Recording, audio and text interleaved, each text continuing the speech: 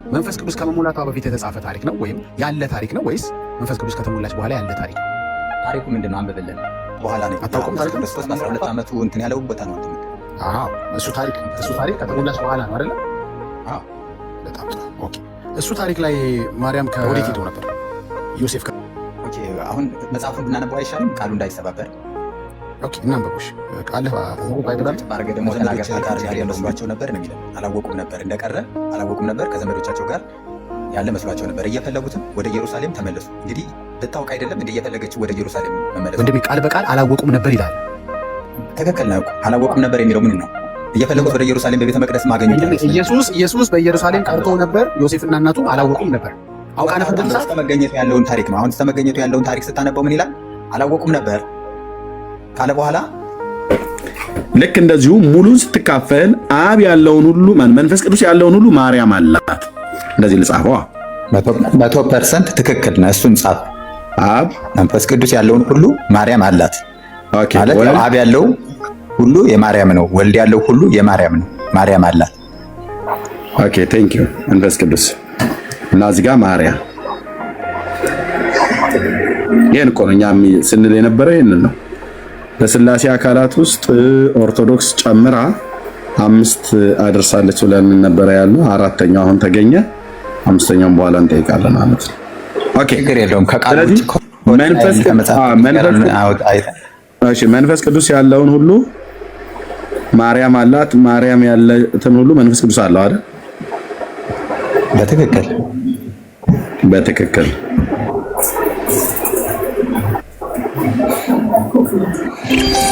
ወልድ ያለውን የመለኮት ባህሪ ሁሉ ማርያም አላት። ማርያም ያላትን ሁሉ የመለኮት ባህሪ ወልድ አለው ማለት ነው።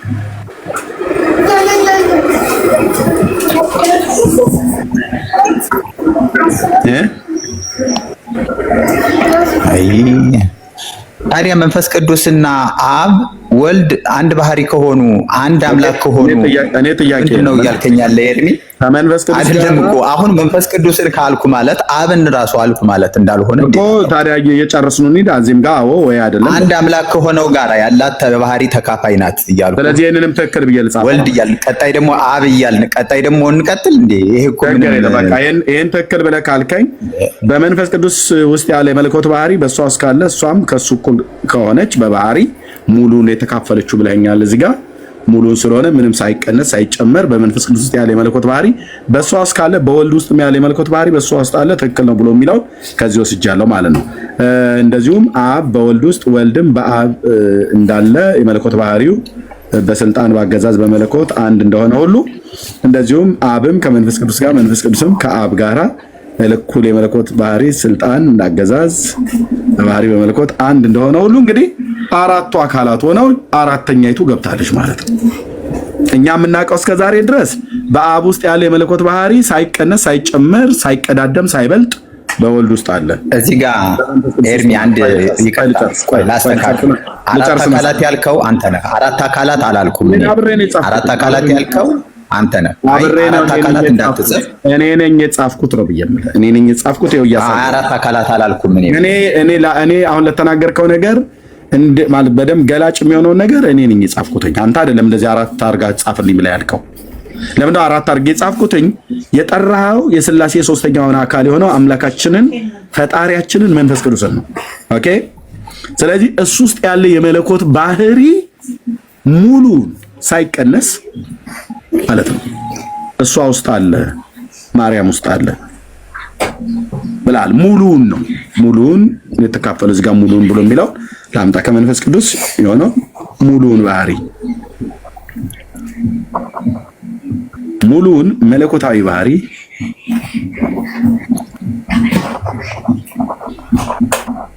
ሙሉን መለኮታዊ ባህሪ ምን ብላለች? ተካፍላለች ይልከን።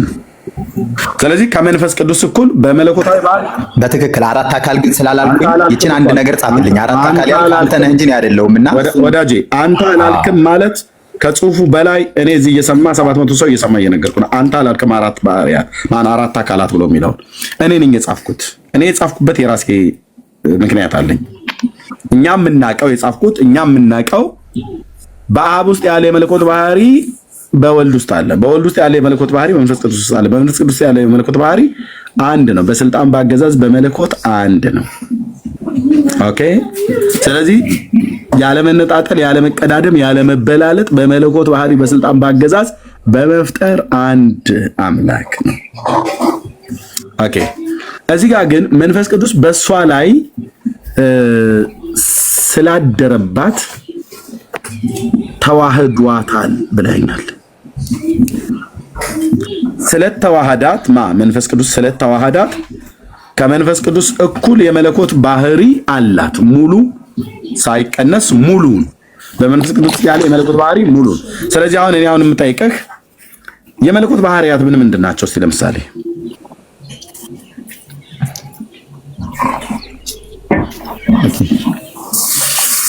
የመለኮት ባህሪያት ምን ልበልህ? ንገረኝ። አንድ ስድስት ንገረንና ንገረንና ወደ ጥያቄ ገባ። እኔ አልነግርህም። ኮሜንትም አጥፉ፣ ማንም ሰው እንዳይጽፍ። የመለኮት ባህሪያት ምንድን ናቸው? እሺ እኔም አልነግርህም። እንዴ ለምን ማትነግረኝ?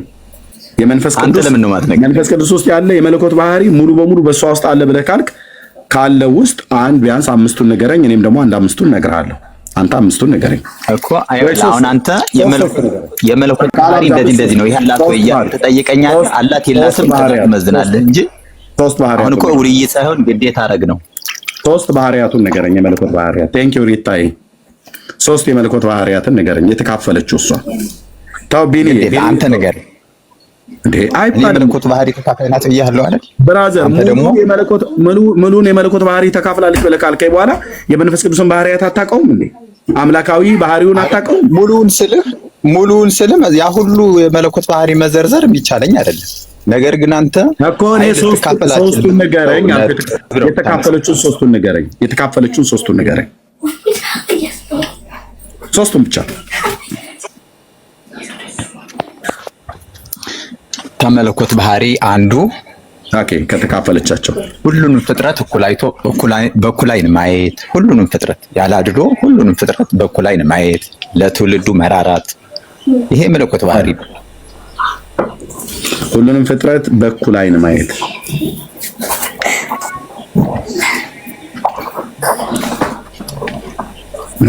እሺ።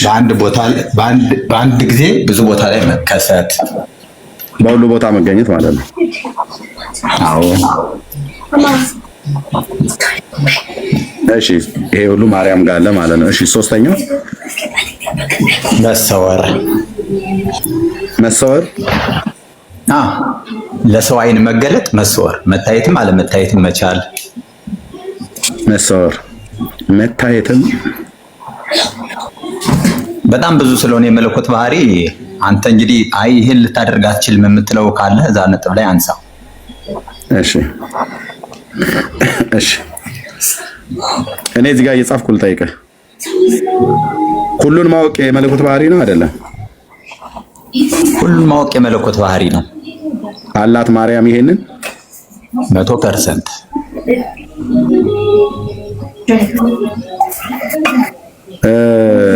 መፍጠር የመለኮት ባህሪ ነው አይደለም? የመለኮት ባህሪ ነው። ፍጥረታትን መፍጠር ማለት ነው። ፍጥረታትን መፍጠር የመለኮት ባህሪ ነው አይደል? የመለኮት ባህሪ ነው። ማርያም ይሄ አላት በትክክል። ስንት ፐርሰንት? 100% ልበለው? 100% እንዴ! እሺ ሁሉን ማወቅ የመለኮት ባህሪ ነው አይደለም? በሁሉ ቦታ መገኘት። እዚህ ጋር ሁሉ ቦታ ትገኛለች ብለኛል። ኦኬ እሺ 100% እሱ። ስለዚህ መለኮት የሚያውቀውን ነገር ሁሉ በሙሉ እሷ ታውቃለች አላልኩም? እሺ መለኮት የሚያውቀው እሷ የማታውቀው ምን አለ? አሁን እዚህ ጋር ነው መለኮት እሷ አማልክት ዘበጸጋ ያልኩበት ምክንያት እዛ ጋር አሁን እሷ የማታውቀው ምን አለ? እዚህ ጋር 100% ብለኛል። ሁሉን ማውቀው እየሰለ አዎ ብለኛል። መለኮት ሁሉን ያውቃል። 100% አዎ። ኦኬ ስለዚህ መለኮት የሚያውቀውን እሷ ታውቃለች አይደል? ታውቃለች። አዎ 100% ነው የምታውቀው አይደል? 100% ስል በጸጋ ተረዳ። መጀመሪያ በጸጋ አሁን እንትን እንዳንለው በባህሪዋ አይደለም በተሰጣት ነው። ይሄንን ልብ በተካፈለችው ባህሪ ነው አላልከኝ? ሙሉ መለኮታዊ ባህሪ ነው። ተባህሪው ተካፋይ ስለሆነች ተሰጧት ነው ተካፋይ የሆነች እንጂ እኮ ተባህሪው አይደለም። ስትወለድ እኮ አምላክ አይደለችም አይደል? ስለዚህ መለኮታዊ ባህሪ አላት አይደል? 100%። መለኮታዊ ባህሪ አላት 100%።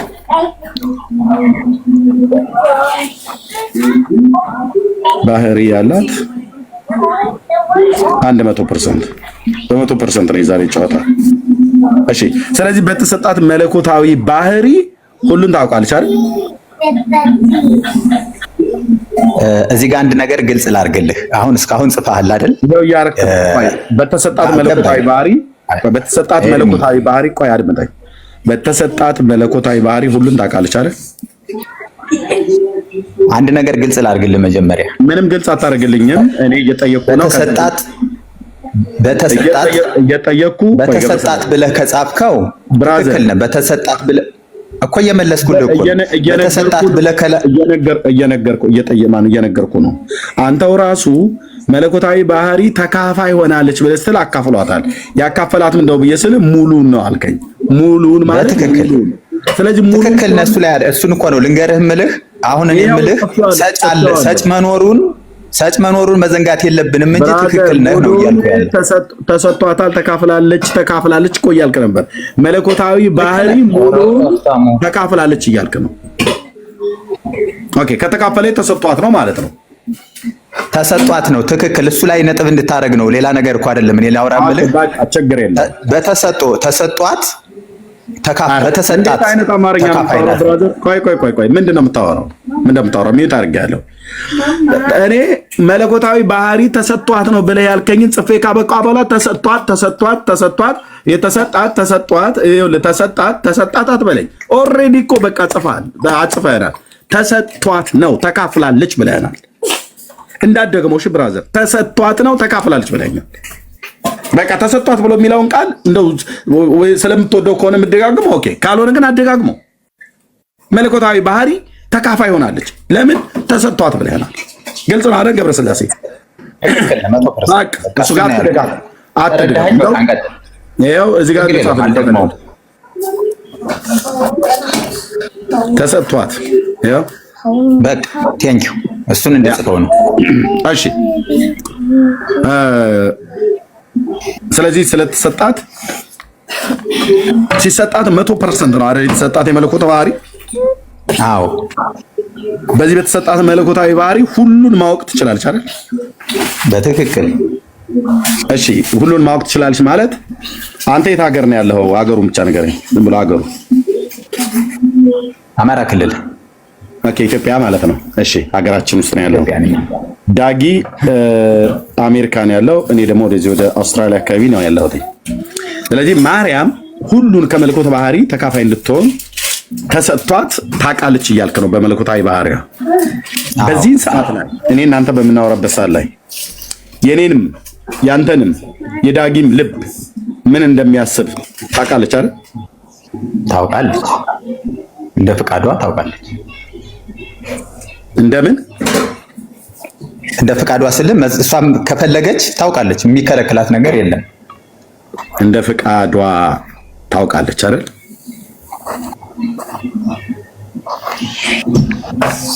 እሺ፣ ከኔ እናንተ ከዳጊ በፊት የነበረ ትውልድ ስላለ እንደዚህ እኔ እናንተን ዳጊ በተለያየ ሀገራት ላይ ሆነ እንደዚህ እኔ እና ያንተ በቀላሉ አላፊያትን መጻያትን ታውቃለች። ያለፈውንም የሚመጣውንም ታውቃለች።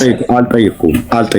የጠየቅኩ የግለሰቦችን ስም ነው የጠራሁት። የኔን ያንተን የዳጊን ማለት ነው። በተለያዩ 3 ሀገራት ላይ በተለያየ ርቀት ላይ ያለን በብዙ ሺህ ኪሎ ሜትር ርቀት ላይ ያለን ሰዎች እዚህ ፕላኔት ላይ የምንኖር ኢትዮጵያውያንን እየጠየቁ ያለሁት እንደ ፍቃዷ ታውቃለች ብለሃል። አሁን ገብረስላሴ ምን እያሰበ እንዳለ፣ ዳጊ ምን እያሰበ እንዳለ፣ እኔ ምን እያሰብኩ እንዳለ ታውቃለች የስለ አዎ ታውቃለች ብለኛል። መጽሐፍ ቅዱሳዊ ጥቅስ ስጠኝ እስኪ።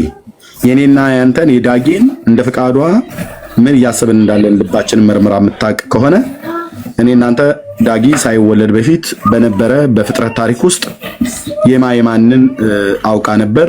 መጽሐፍ ቅዱስ ውስጥ ይሄን አይነት እውቀት ተሰጥቷታል ብሎ የሚል የመጽሐፍ ቅዱስ ክፍል ከብሉይ ከአዲስ ጠቅሰህ ነገራዊ ጥቅሱን እዚህ ጋር ጽፈዋለሁ። ቴንክ ዩ አመሰግናለሁ። የሉቃስ ወንጌል ላይ ጸጋን የሞላብሽ እግዚአብሔር ከአንቺ ጋር ነው ብሏታል ገብርኤል። እግዚአብሔር ከማን ጋር ነው? ከድንግል ማርያም ጋር ነው። ጸጋን ሞልቶባታል? አዎ ሞልቶባታል። ሁለተኛ የዮሐንስ ወንጌል 17 አባት ሆይ አንተ በእኔ ስትሆን ቆይ ጥቅስ ጠየቀኝ እኮ ቆይ የጠየቅኩህን በደንብ አድርገህ ሉቃስ ወንጌል መጽሐፍ ምዕራፍ 1 ቁጥር ስንት ላይ ነው? የጠየቁን ጥያቄ ታስታውሳለህ አይደል? የሰው ልብ የምታውቅበትን ቦታ ነው አሳየኝ ብያልኩ። የኔና የአንተን የዳጊ ልብ እንደምታውቀው በባለፉት ትውልዶች የሰዎችን ልብ ያወቀችበት ታውቃለች። የሰው ልብ ሁሉ መርምራ እንደ ፍቃዷ መርምራ ታውቃለች ብሎ የሚለውን እሱን ክፍል ነው የምትነግረኝ። ሉቃስ ወንጌል መጽሐፍ ምዕራፍ 1 ቁጥር ስንት ነው ያልከኝ? ቆይ እሱን ክፍል ከሆነ የምትፈልገው እንዴት አድርጌ መልስልሃለሁ ማለት ነው። እሱን ነው መልስልኝ መጀመሪያ ልመልስልህ ነው። እንዴት አድርጌ እንደምመልስልህ ልንገርህና ይሄን በዚህ መንገድ አልፈልግም ካልከኝ መልስልህ። ሌላ መንገድ ጥቅስ ነው የምትሰጠኝ። ልመልስልህ እኮ ነው እንዴት አድርጌ እንደምመልስልህ ጋይድ አይደል? አዳምጠኝ፣ ደቂቃ ሰጠህ አዳምጠኝና ጥቅስ ነው የምትሰጠኝ። ልመልስልህ አይደለ? አሁን አንተ እኮ ምንም አላስወራልከኝ እኮ። እኔ ነኝ ሚዩት ያደረግኩህ። ጥቅስ ስጠኝ ነው ያልኩህ። በቃ ከፈታው ማይከል የመለኮት ባህሪ ተካፋይ ናት ካልኩኝ የመለኮት ባህሪ ተካፋይ የሆነችበትን ክፍል አሳይህና ከዛ በኋላ ሁሉን ታውቃለች አታውቅም፣ መለኮት ያውቃል አያውቅም ወደሚለው ነው የምንገባው። መለኮት ካወቅ አሁንም እኔ ነኝ ሚዩት ያደረግኩህ። ምንድነው ያልኩህ? የደካሞች ባህሪ ሙይት ማድረግ ነው። እኔ ደግሞ ሙይት ካረክ አይመቸኝም እወጣለሁ። በቃ ይሄ ፍርሃትህ ነው። አድምጠኝ። እንደ ፍቃዷ ታውቃለች። የጠየቅኩን ትተህ ሌላ ስለምታወራ ማለት ነው። ያጭበረበርክ ነው። በቃ ይኸውልህ ኤርሚ አትችልም። ያጭበረበርክ እንደ ፍቃዷ ታውቃለች። የእኛን ልብ እንደ ፍቃዷ ታውቃለች። ጥልቅ የሆነ ትምህርት እየነገርኩ ወንጌል እያስተማርኩ ቃል በቃል የተጻፈውን ላሳይህ። ምንድን ነው እያልክ ያለኸው? በቃ ሙይት ታደርጋለህ። ሚዩት ማድረግ መረጃ አምጣ ነው እኮ ያልኩ። መረጃውን ጥቀሰው። የመጽሐፍ ቅዱስ ከፍቻለሁ። አውራ መረጃ ጥቅሱን ስጠን ብሎ ማለት ይሄን ያህል ያስወራል? ጥቅሱን ስጠንና ከዛ የፈለግከውን ደቂቃ ውሰድና አውራ። ጥልቁን ነገር ንገረን። ያው የጥልቁን ትምህርት እየነገርከን ስለሆነ ማለት ነው። የጥልቁን ትምህርት ከጥልቅ የቀዳውን እየነገርከን ነው። እኔ ያልኩት እንደ ፍቃዷ ልብ በል። እንደ ፍቃዷ አሁንም ላንተ ልስጥህ። እንደ ፍቃዷ የኔን ያንተን የዳጊ ነው ያልኩት። ልብ ታውቃለች ወይ ብዬ ስልህ ሁሉን የምታውቅ ስለሆነች ታውቃለች። አዎ ታውቃለች አልከን። እንደ ፍቃዷ ታውቃለች ብለህ ስትል ኦኬ፣ የኔ እናንተ የዳጊን ልብ ካወቀች ከዚህ በፊት በነበረው ትውልድ በባለፉት ትውልዶች እንደዚህ ያወቀችባቸው ልባቸው ወይ ደግሞ ታውቃለች ብሎ የሚል የሰው ልብ ታውቃለች ብሎ የሚል የተጻፈ አሳየኝ ነው። ጥቅስ አሳየኝ ነው ብያልኩ እንጂ አታውራ አላልኩም። ስላልተደማመጥን ነው ሚታረኩ እንጂ አሁን ጥቅሱ ንገረና ከዛ ማብራሪያውን ከፈለክ 10 ደቂቃ ማውራት ትችላለህ። ጥቅሱን ስተንገም በመጀመሪያ ቀጥል። አሁንም እንድትሰማኝ የምፈልገው ነገር ሙይት ሳታረግ መጀመሪያ የመለኮት ባህሪ ተካፋይ መሆኗን አሳያለሁ። መለኮት ደግሞ ያንን ማድረግ እንደሚችል አሳያለሁ። ያ መልስ ነው እያልኩ ያለ ወንድሜ ነግረህናል እኮ ነው። በቃ ታዲያ ምኑን ላሳይሃለሁ? መለኮት የእያንዳንዱን ሰው ባህሪ ያውቃል ካልኩ መለኮት ይሄ ሰው አሁንም እኔ ነኝ የሚታረኩ ከፈለክ ማውጣት ትችላለህ ብራዘር። ኦኬ የኔና ያንተን የዳጊ ልብ ታውቃለች ወይ ስለ አዎ እንደ ፍቃዷ ታውቃለች አልከኝ። በባለፈው ዝም ብለህ መጫወቻ ሆነ የምትፈልገው መልካም ጊዜ በባለፈው ዝም ብለህ ተጫወቻው እባክህ ብራዘር። ቃሉን መስማት ሳይሆን መጫወቻው ነው የምትፈልገው። በባለፉት ትውልዶች ያወቀችበትን ጥቅስ ስታይ ብዬ ስልህ መለኮት ሁሉን ያውቃል አትበለኝ። ሁሉንም የሚያውቀው መለኮት አካፍሏታል፣ ባህሪዋን ተሰጥቷት ነው ብለህ ካልክ በተሰጣት ወይ በተካፈለችው ባህሪ ሁሉን ታውቃለች ብዬ ስልህ አዎ 100% አልከኝ። መፍጠርንስ ብዬ ስልህ 100% አልከኝ። መለኮታዊ ባህሪ ብዬ ስልህ ምንም ሙሉን ነው ሳይቀናነስ ሙሉን ያለው አልከኝ። ልብ በሉ እየጠየኩት ያለሁት የኔና የዳጊን ያንተን ልብ ታውቃለች በተለያዩ ሀገር ላይ ብዬ ስለው አዎ እንደ ፍቃዷ ታውቃለች አለኝ። የኔ ጥያቄ ምንድን ነው? ጥቅስ ስጠን። በባለፉት ትውልዶች በቤተክርስቲያን ታሪክ ይህንን የተናገረ የመጽሐፍ ቅዱስ ክፍል ካለ ወይ ከብሉይ ኪዳን ወይ ከአዲስ ኪዳን ጠቅሰ ጥቅስ ስጠኝ ያልኩት። ሉቃስ 1ን ጠቀሰ፣ እስካሁን አልነገረንም። ይኸው ሉቃስ 1ን ያወጣሁት ይታያችሁ። ጥቅሱን ስጠንና 10 ደቂቃ አውራ ብራዘር። የሰው ልብ እንደምታውቅ እንደ ፍቃዷ የሰው ልብ ሁሉ እንደምታውቅ መጀመሪያ እኮ የመለኮት ባህሪ ተካፋይ መሆኗን ማሳየት አይሻልም? አይቀድም? የመለኮት ባህሪ በካፈሉ መንገድ አይደለም። የእሱን ጥቅስ ለምን አልሰጥህም? መለኮት ያለውን በሙሉ እንደተቀበለች ለምን አላሳየህም? ሰጣንሽ ጋይድ አይሻልም? መለኮት ያለውን ተቀብላለች የሚል ካየህ ምንድነው ታዲያ ክርክር ሊሆንብህ የሚችል ሐሳብ አይኖርህም ማለት ነው። አሁን ምንድነው የምትነግረኝ? መጀመሪያ መለኮት ያለውን ባህሪ የመለኮትን ሀብት ተቀብላለች የሚል ካሳየው ገብረ ስላሴ እንዳመጥ ምንድነው አሁን ልትነግረኝ ያለው? እሺ ምንድነው የምትነግረኝ? አሁን የመለኮት ባህሪ እንደተካፈለች የሚያስረዳ መጽሐፍ ቅዱስ ክፍል ነው የምትነግረኝ? በጣም ጥሩ። አሁን ጻፍ። አስረዳህን እንዳለ አንድ ባንድ ትጽፍልኛለህ። ኖ የጠየቁት ሰማይ የመለኮት ባህሪ ልጽፍ አይደል? ጻፍ አንተ። አሁንም ማስረዳህን ልጻፍ። ከዛ በሱ መሰረት ላሳየህ። በክርስቶስ ስም የምታጽፈኝ የመለኮት ባህሪ እንደተካፈለች የሚናገረውን ክፍል ልታሳየኝ ነው አይደል? አንደኛ እሱን ነው። በቃ በመጀመሪያ ያለው ሁሉ ለወልድ ያለው ሁሉ ለእመቤታችን እንደተሰጠ ላሳየህ ነው። ኧረ እባክህ በመጀመሪያ ተግባባ፣ ተደማመጥ። ልታጽፈኝ ያለው አርእስቱ ልጽፈው ስለፈለኩ ነው። ከዛ ዝርዝሩን ትነግረኛለህ። አርእስቱ የመለኮት ባህሪ እንደተካፈለች የሚናገር የመጽሐፍ ቅዱስ ክፍል ጥቅስ ልትሰጠኝ ነው አይደል? ሙሉውን የመለኮት ባህሪ እንደተካፈለች የመለኮት ባህሪ ተካፋይ እንደሆነች ሙሉ ግማሽ የሚባል የለም። ሙሉ ግማሽ የሚባል የለም። የመለኮት ባህሪ ተካፋይ ነች። ሙሉን እኮ ብለህ ጻፍከኝ። እንዴት ላድርግ ታዲያ? ያንተው እንዳለ ታውቃለህ ማለት ነው። አሁን አየኸው እንዳለ ስለምታውቅ እየሸሸህ ነው። አንደኛ። ሁለተኛ ደግሞ ለአብ ያለው ሁሉ ሚዩት አድርጌያለሁ። ለወልድ ያለው ሁሉ ለእመቤታችን እንደተሰጠ የሚያሳይ ክፍል አለ። ሚዩት ስትደረግ ስርዓት ይዘህ ሚዩት እያደረግህ መወያየት አንችልም። በደንብ ነው ሚዩት የማደርገው። ምክንያቱም ደህና ሁን። በቃ ቻው። እኔ ተግባቦት ህግ ላይ ምንም የምታውቀው ነገር ስለሌለ ማለት ነው። መርዝህን ተፍተህ በማስረጃ ሰው በትዕግስት ልስማ ብሎ ሲል እንደዛ ራስ እንድትወጣ ነው የፈለኩት። ምንድን ነው ያለ? ልብ በሉ። ይሄ በሙሉ የእባብ ትምህርት ይባላል። አሁን የነገረው የእባቡ ትምህርት ይባላል። ኦርቶዶክስ እንኳን ራሱ እንደዚህ አትልም። በመጽሐፍቶቿ ላይ ብትልም እንኳን አንዳንዶቹ ብለው ቢሉም እንኳን ይሄ በሙሉ የእባብ ትምህርት ይባላል። ለምን? ፍጡርን ማርያምን ከፈጣሪ እኩል አሰናስኖ እዚህ ጋር ያስቀመጠ የእባብ ትምህርት ይባላል። የቀደመው እባብ ትምህርት ሲያስተምር እንደዚህ ነው የሚያስተምረው። ኦኬ። የቀደመው እባብ ትምህርት ነው ይሄ ትምህርት ማለት ነው። ኖ እታች አውርዱት። አሁን እታች ወረድ ብራዘር። የእባብ ትምህርትን ተፍተሃል፣ ሪከርድ ተደርጎላል። በደንብ ተረጋግተህ ለመወያየት ስትፈልግ እናስገባለን። ለመወያየት ስትፈልግ ማለት ነው። ለተጠየቀው ጥያቄ ምንድን ያለን?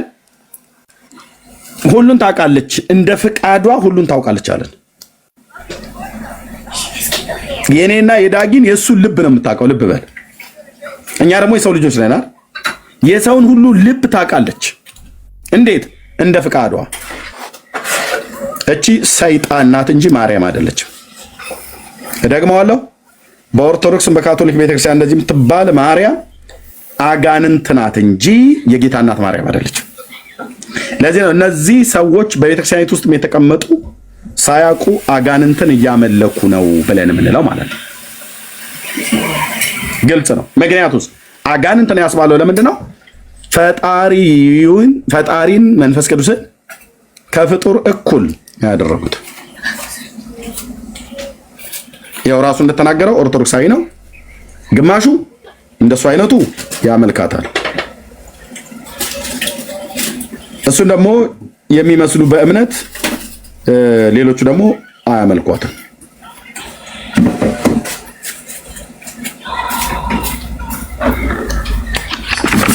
ያለ ብራዘርዬ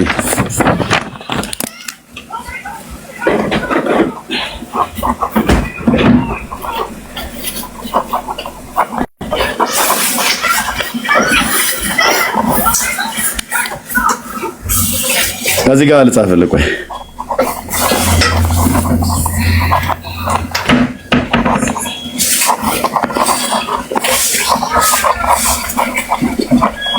ሌሎችም ሕያዋን ፍጥረታትን እነዚህን ወስደህ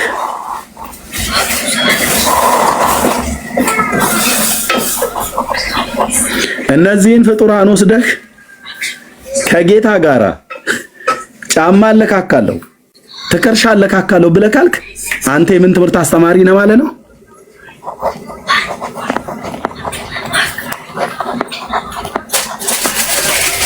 ትምህርት አስተማሪ ትባላለህ ማለት ነው። አሁን ይሄ የገባው ሰውዬ